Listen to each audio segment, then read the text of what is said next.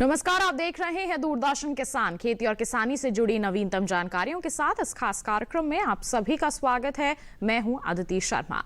आइए बताते हैं क्या है नया आज के कार्यक्रम में। प्रधानमंत्री नरेंद्र मोदी ने वीडियो कॉन्फ्रेंसिंग के जरिए मध्य प्रदेश के किसानों के साथ किया संवाद। देश भर के किसान उत्पादक संगठनों ने कृषि मंत्री श्री नरेंद्र सिंह तोमर से मुलाकात की और कृषि अधिनियमों के लाभों के बारे में बताया।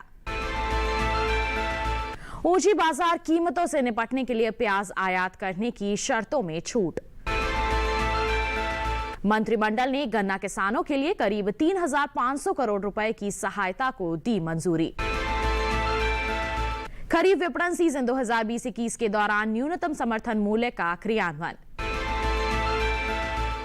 भारत में सक्रिय मामलों में लगातार गिरावट, संख्या और घटकर 3.08 लाख तक आई। कृषि सुधार समग्र विकास का आधार बनेंगे 3 नए कानून। 18 दिसंबर 2020 को प्रधानमंत्री श्री नरेंद्र मोदी ने वीडियो कॉन्फ्रेंसिंग के जरिए मध्य प्रदेश के किसानों से बातचीत की और इस कार्यक्रम में यह भी बताया कि राज्य के 35 लाख किसानों के बैंक खातों में 1,600 करोड़ रुपए भेजे गए हैं। आइए देखते हैं और क्या कुछ कहा हमारे प्रधानमंत्री ने। और इसलिए मैं देश के प्रत्येक किसान को ये विश्वास दिलाता हूं कि पहले जैसे एमएसपी दी जाती थी वैसे ही दी जाती रहेगी। एमएसपी न बंद होगी न समाप्त होगी। पिछली सरकार के समय गेहूं पर एमएसपी थी 1,400 रुपये प्रति क्विंटल।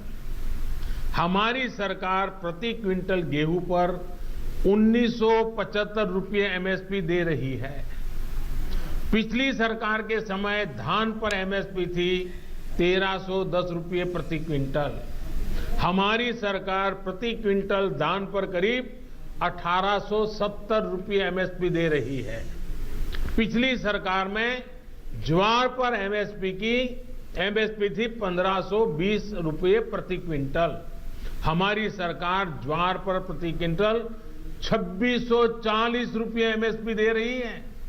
पिछली सरकार के समय मसूर की दाल पर एमएसपी थी 1,950 रुपये। हमारी सरकार प्रति क्विंटल मसूर दाल पर 5,100 रुपये एमएसपी दे रही है। पिछली सरकार के समय चने पर एमएसपी थी 3,100 रुपये। हमारी सरकार अब चने पर प्रति क्विंटल 5,100 रुपये एमएसपी दे रही है। पिछली सरकार के समय तूर दाल पर एमएसपी थी 4,300 रुपये प्रति क्विंटल। हमारी सरकार तूर दाल पर प्रति क्विंटल 6,000 रुपये एमएसपी दे रही है। पिछली सरकार के समय मूंग दाल पर एमएसपी थी 4,500 रुपये प्रति क्विंटल। हमारी सरकार मूंग दाल पर करीब 7,200 रुपये 7,200 रुपये एमएसपी दे रही है। साथियों, ये इस बात का सबूत है कि हमारी सरकार एमएसपी समय समय पर बढ़ाने को कितनी तवज्जो देती है। एमएसपी बढ़ाने के साथ ही सरकार का जोर इस बात पर भी रहा है कि ज्यादा से ज्यादा अनाज की खरीदारी एमएसपी पर की जाए। पिछली सरकार ने अपने 5 साल में किसानों से लगभग 1,700 लाख मैट्रिक टन धान खरीदा था। ये आंकड़े याद रखना। हमारी सरकार ने अपने 5 साल में 3,000 लाख मैट्रिक टन धान किसानों से एमएसपी में खरीदा, करीब करीब डबल। पिछली सरकार ने अपने 5 साल में करीब 3.25 लाख मैट्रिक टन तिलहन खरीदा था।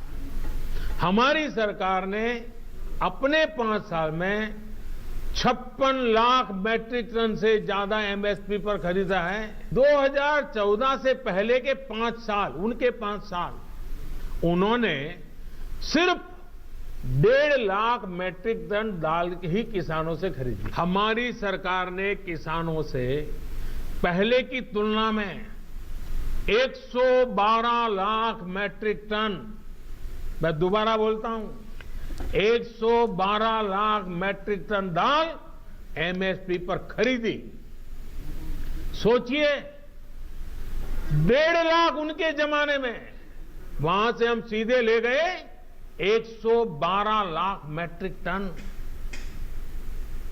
उन लोगों ने अपने 5 सालों में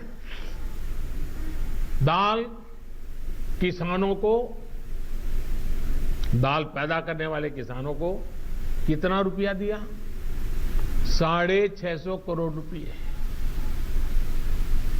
हमारी सरकार ने क्या किया? हमने करीब करीब 50,000 करोड़ रुपए दाल पैदा करने वाले किसानों को दिया। हाल ही में एक जगह पर धान पैदा करने वाले किसानों ने मिलकर एक चावल कंपनी के साथ समझौता किया है। इससे उनकी आमदनी 20% बढ़ी है। एक और जगह पर आलू के 1000 किसानों ने मिलकर एक कंपनी से समझौता किया है। इस कंपनी ने उन्हें लागत में 35% ज्यादा की गारंटी दी है। एक और जगह की खबर में पढ़ रहा था, जहां एक किसान ने खेत में लगी मिर्च और केला सीधे बाजार में बेचा तो उसे पहले से 2 गुनी कीमत मिली। आप मुझे बताइए, देश के प्रत्येक किसान को ये लाभ, ये हक मिलना चाहिए या नहीं मिलना चाहिए? किसानों को सिर्फ मंडियों से बांधकर बीते दशकों में जो पाप किया गया है, ये कृषि सुधार कानून उसका प्रायश्चित कर रहे हैं। कृषि सुधारों से जुड़ा एक और झूठ फैलाया जा रहा है, एपीएमसी यानी हमारी मंडियों को लेकर के। हमने कानून में क्या किया है? हमने कानून में किसानों को आजादी दी है। मंडी के अलावा किसान चाहकर भी अपनी फसल कहीं और नहीं बेच सकता था। नए कानून में हमने सिर्फ इतना कहा है कि किसान अगर उसको फायदा नजर आता है तो पहले की तरह जाके मंडी में बेचे, और बाहर उसको फायदा होता है तो मंडी के बाहर जाने का उसको हक मिलना चाहिए, उसकी मर्जी को। क्या लोकतंत्र में मेरे किसान भाई को इतना हक नहीं हो सकता है? अब जहां किसान को लाभ मिलेगा वहां वो अपनी उपज बेचेगा। मंडी भी चालू है, मंडी में भी आकर के बेच सकता है। जो पहले था वो भी कर सकता है, किसान की मर्जी पर करेगा। नए कानून में हमारी सरकार ने फार्मिंग एग्रीमेंट के दौरान किसान को सुरक्षा देने के लिए कानूनी प्रावधान किए। हमने तय किया है कि फार्मिंग एग्रीमेंट में सबसे बड़ा हित अगर देखा जाएगा तो वो उस किसान का देखा जाएगा। हमने कानूनन तय किया है कि किसान से एग्रीमेंट करने वाला अपनी जिम्मेदारी से भाग नहीं पाएगा। जो किसान को उसने वादा किया होगा वो स्पॉन्सर करने वाले को, वो भागीदार को उसे पूरा करना ही होगा। अगर नए किसान कानून लागू होने के बाद कितने ही उदाहरण सामने आ रहे हैं जहां किसानों ने अपने इलाके में एसडीएम से शिकायत की और शिकायत के कुछ ही दिन के भीतर किसानों को अपना बकाया मिल गया। साथियों, फार्मिंग एग्रीमेंट में सिर्फ फसलों या उपज का समझौता होता है, जमीन किसान के ही पास रहती है। एग्रीमेंट और जमीन का कोई लेना देना नहीं है। प्राकृतिक आपदा आ जाए तो भी एग्रीमेंट के अनुसार किसान को पूरे पैसे मिलते हैं। अगर आज देश के सभी राजनीतिक दलों के पुराने घोषणा पत्र देखे जाएं, तो उनके पुराने बयान सुने जाएं, पहले जो देश की कृषि व्यवस्था संभाल रहे थे ऐसे महानुभावों की चिट्ठियां देखी जाए, तो आज जो कृषि सुधार हुए हैं वो उनसे अलग नहीं है। उनको पीड़ा इस बात से नहीं है कि कृषि कानूनों में सुधार क्यों हुआ, उनको तकलीफ इस बात में है कि जो काम हम कहते थे लेकिन कर नहीं पाते थे वो मोदी ने कैसे किया, मोदी ने क्यों किया, मोदी को इसका क्रेडिट कैसे मिल जाए। मैं सभी राजनीतिक दलों को हाथ जोड़ के कहना चाहता हूं, आप सारा क्रेडिट अपने पास रख लीजिए। आपके सारे पुराने घोषणा पत्रों को ही मैं क्रेडिट देता हूं, मुझे क्रेडिट नहीं चाहिए। मुझे किसान के जीवन में आसानी चाहिए, समृद्धि चाहिए, किसानी में आधुनिकता चाहिए। आप कृपा करके देश के किसानों को बरगलाना छोड़ दीजिए, उन्हें भ्रमित करना छोड़ दीजिए। आप एक बार फिर सोचिए, जो हुआ ही नहीं है, जो होने वाला ही नहीं है, उसका भ्रम और डर फैलाने वाली जमात से आप सतर्क रहिए। इन लोगों ने हमेशा किसानों से धोखा दिया है। सरकार के इन प्रयासों के बाद भी अगर किसी को कोई आशंका है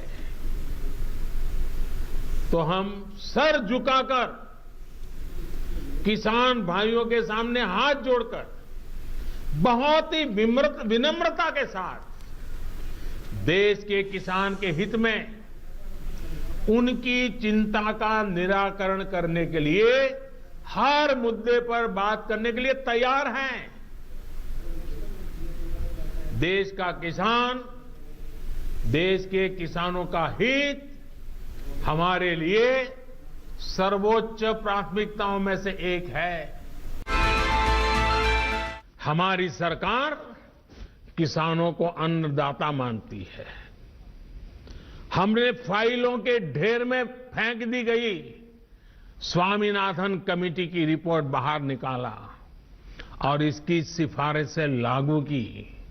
किसानों को लागत का 1.5 गुना एमएसपी हमने दिया। 17 दिसंबर 2020 को दिल्ली के कृषि भवन में केंद्रीय कृषि एवं किसान कल्याण मंत्री श्री नरेंद्र सिंह तोमर ने 15 राज्यों और लगभग 500 किसान उत्पादक संगठनों का प्रतिनिधित्व कर रहे federation of Indian FPO and aggregators के कृषक उत्पादक संगठनों के सदस्यों के साथ मुलाकात की। उन्होंने भारत सरकार द्वारा हाल ही में किए गए कृषि सुधारों के प्रति अपना समर्थन प्रकट किया। आइए देखते हैं इसी पर आधारित एक खास रिपोर्ट।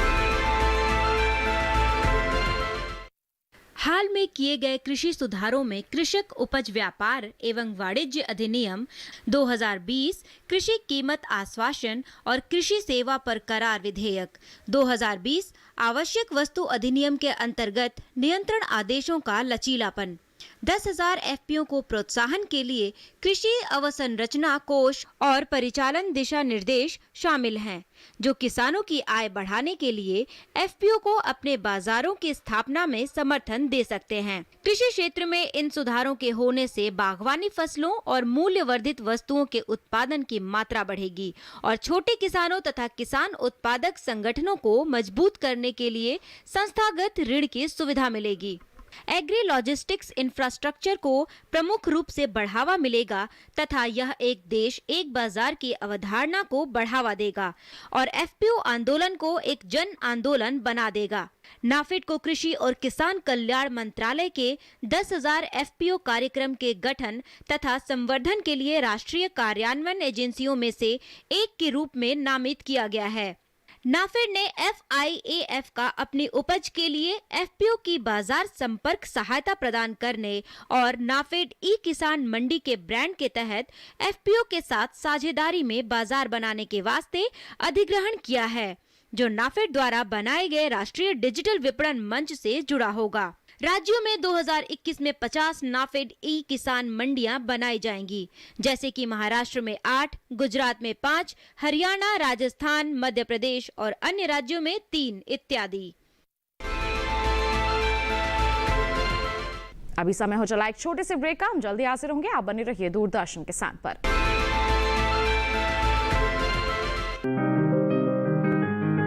बीमारियों से कैसे बचेगी फसल? मवेशियों की मुश्किलों का क्या है हल?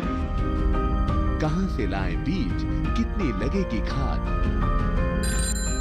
किसानों के हर फोन का विशेषज्ञ देंगे जवाब। देखिए हेलो किसान लाइव सोमवार से शुक्रवार शाम 6 बजे।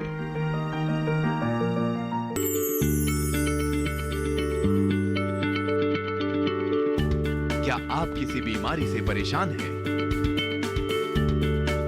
चाहते हैं डॉक्टर की सलाह?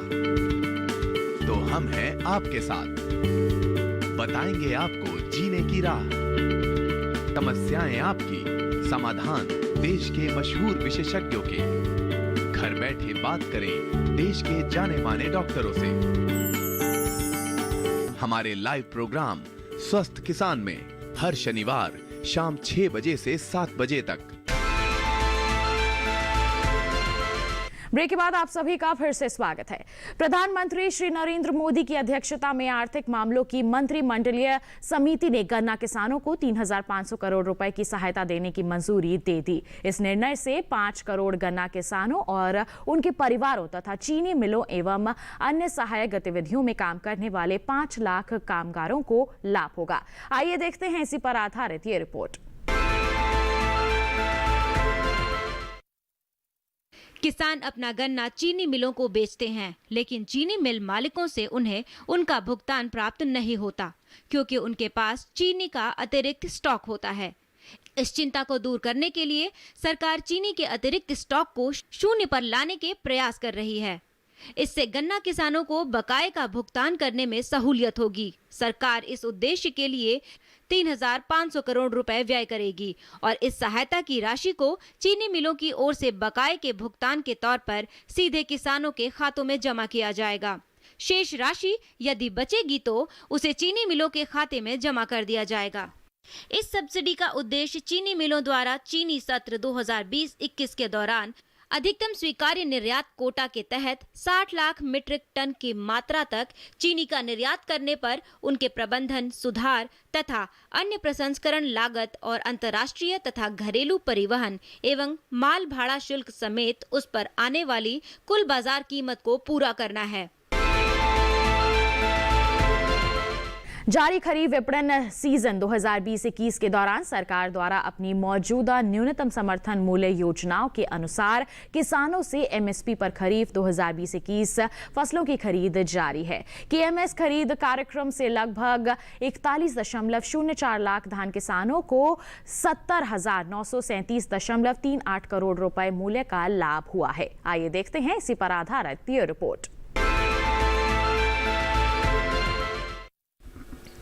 खरीद 2020-21 के लिए धान की खरीद पंजाब, हरियाणा, उत्तर प्रदेश, तेलंगाना, उत्तराखंड, तमिलनाडु, चंडीगढ़, जम्मू और कश्मीर, केरल, गुजरात, आंध्र प्रदेश, ओडिशा, मध्य प्रदेश, बिहार और महाराष्ट्र जैसे केंद्र शासित प्रदेशों में सुचारू रूप से चल रही है। पिछले वर्ष के 310.71 LMT की तुलना में 375.72 LMT से अधिक धान की खरीद की जा चुकी है, जो कि 20.92% है। जारी KMS खरीद कार्रवाई के तहत 70,937 करोड़ 38 लाख रुपए मूल्य के धान की खरीद की गई है और इससे लगभग 41,04,000 किसान लाभान्वित हुए हैं। राज्यों के प्रस्ताव के आधार पर तमिलनाडु, कर्नाटक, राजस्थान और आंध्र प्रदेश राज्यों के लिए मूल्य समर्थन योजना के तहत 48.11 LMT दालों और तिलहनों की खरीद के लिए मंजूरी दी गई थी। आंध्र प्रदेश, कर्नाटक, तमिलनाडु और केरल राज्यों के लिए 1.23 LMT कोपरा की खरीद के लिए भी मंजूरी दी गई थी। सरकार ने अपनी नोडल एजेंसियों के माध्यम से 1,58,387.33 MT मूंग, उड़द, मूंगफली की फली और सोयाबीन की खरीद की है और इससे 88,871 किसानों को लाभ मिला है। 72 करोड़ 40 लाख रुपए के MSP मूल्य पर 5,089 MT कोपरा की खरीद की गई है, जिससे कर्नाटक और तमिलनाडु के 3,961 किसान लाभान्वित हुए हैं। कोपरा और उड़द के संदर्भ में अधिकांश प्रमुख उत्पादक राज्यों में खरीद दर MSP से अधिक है। खरीद दलहन और तिलहन के संबंध में राज्य व संघ शासित प्रदेश की सरकारें आवक के आधार पर अपनी तय की गई तिथि से खरीद शुरू करने के लिए आवश्यक तैयारी कर रही है। 13 दिसंबर 2020 तक 13,939 करोड़ 52 लाख रुपए मूल्य की 48 करोड़ 20 लाख 208 कपास गांठों की खरीद की गई है। इसी के साथ वक्त हो चला है एक और छोटे से ब्रेक का। आप कहीं मत जाइए, जल्द ही हाजिर होंगे। बने रहिए दूरदर्शन के साथ पर। ये कामयाबी है अन्नदाता की, ये कहानी है खेत और खलिहानों की। कैसे करें अपने पशुओं की देखभाल, जानिए गांव-गांव के किसानों का हाल। देखिए गांव किसान सोमवार से शुक्रवार दोपहर 12:05 पर।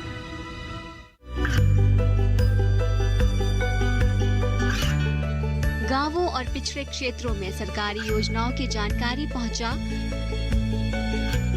देश में कौशल और क्षमता विकास कर ग्रामीणों को सामाजिक बदलाव और विकास से जोड़ने की दूरदर्शन किसान की पहल चौपाल चर्चा देखें सोमवार से शुक्रवार सुबह 9 बजे। ब्रेक के बाद आप सभी का फिर से स्वागत है। भारत में सक्रिय मामलों में लगातार गिरावट और संख्या और घटकर 3.08 लाख तक आई। साथ ही जांच में गुणात्मक वृद्धि। अब तक किए गए परीक्षणों की कुल संख्या 16 करोड़ के पार हुई। राष्ट्रीय पॉजिटिविटी दर घटकर 6.25% पर आई। आइए देखते हैं इसी पर आधारित ये रिपोर्ट। भारत में सक्रिय मामलों में लगातार गिरावट, संख्या और घटकर 3.08 लाख तक आई। कुछ सप्ताहों से लगातार गिरावट का रुझान जारी है और भारत के सक्रिय मामले कुल सक्रिय मामलों के 3.09% तक रह गए हैं। भारत ने पिछले 24 घंटों के दौरान दैनिक नए मामलों की तुलना में अधिक दैनिक रिकवरी दर्ज कराई है। दैनिक मामलों की तुलना में अधिक दैनिक रिकवरी के रुझान से भारत के सक्रिय मामलों में लगातार गिरावट आ रही है, जो वर्तमान में 3,08,751 है।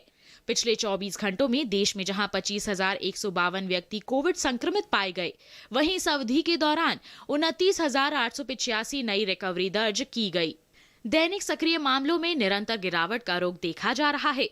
इससे पिछले 24 घंटों में कुल सक्रिय मामलों में 5,080 की शुद्ध गिरावट आई है। घटते सक्रिय मामलों ने सुनिश्चित किया है कि भारत में प्रति मिलियन आबादी सक्रिय मामले विश्व में सबसे कम हैं। भारत ने वैश्विक महामारी के विरुद्ध अपनी लड़ाई में एक और उल्लेखनीय उपलब्धि अर्जित की है। अब तक किए गए परीक्षणों की कुल संख्या 16 करोड़ के पार हो गई है। पिछले 24 घंटों में 11,71,868 नमूनों की जांच की गई, जिससे भारत में अब तक किए गए परीक्षणों की कुल संख्या 16,90,514 तक हो गई है। भारत में दैनिक जांच क्षमता बढ़कर 15 लाख हो गई है। पॉजिटिविटी दर में कमी सामने आ रही है। आज की तारीख तक संचयी पॉजिटिविटी दर 6.25 है। रिकवर हो चुके कुल मामलों की संख्या आज 95.5 लाख को पार कर गई है। रिकवरी दर सुधरकर 95.46% हो गई, जो दुनिया भर में सबसे अधिक है। 34 राज्यों या केंद्र शासित प्रदेशों की रिकवरी दर 90% से अधिक है। रिकवर हो चुके नए मामलों में 10 राज्यों या केंद्र शासित प्रदेश का योगदान 74.97% है। 10 राज्यों या केंद्र शासित प्रदेशों ने नए मामलों में 73.58% का योगदान दिया है। मृत्यु के 347 मामलों के 78.96% पिछले 24 घंटों में 10 राज्यों या केंद्र शासित प्रदेशों से दर्ज किए गए हैं। कृषि सुधार के लिए बनाए गए 3 नए कानूनों पर किसानों की राय, आइए आपको दिखा देते हैं। कृषि कार्य में किसानों के हितों को ध्यान में रखकर केंद्र सरकार द्वारा कई योजनाएं चलाई जा रही हैं। इन्हीं में से एक है मृदा स्वास्थ्य कार्ड योजना। ये योजना खेत में उन्नत पैदावार के लिए सहायक साबित हो रही है, जिसका किसानों द्वारा भरपूर लाभ लिया जा रहा है। दुर्ग जिले के ग्राम चंदखुरी सहित कई गाँव के किसान मृदा स्वास्थ्य कार्ड योजना के माध्यम से अपने खेतों की मिट्टी का परीक्षण करवाकर भरपूर फसल लेने लगे हैं। इस योजना से मृदा परीक्षण के बाद किसानों को उनके खेत में कितनी मात्रा में कौन सी खाद का इस्तेमाल करना है, इसकी सही जानकारी मिलती है और वे उचित मात्रा में उचित खाद का इस्तेमाल करने लगे हैं। मिट्टी परीक्षण कराए कर 1 साल भर हो गया। उसके पहले जो पैदावार थे वो तो बिल्कुल कहीं नहीं, नाम मात्र के बराबर होते, मगर अब मिट्टी परीक्षण कराने के बाद जो फसल में हम बीज खाद डालते हैं उसी हिसाब से अब अच्छा फसल हो रहा है। किसान पहले अपने खेतों में अनुमान लगाकर ही खाद का इस्तेमाल करते थे, लेकिन उनको सॉइल हेल्थ कार्ड मिलने से उनके खेतों की उर्वरा शक्ति बढ़ने लगी है और उनके खेतों की पैदावार में इजाफा होने लगा है। इसी के साथ आज के इस खास कार्यक्रम में बस इतना ही। अब हमें दीजिए इजाजत। आप बने रहिए दूरदर्शन किसान पर। नमस्कार।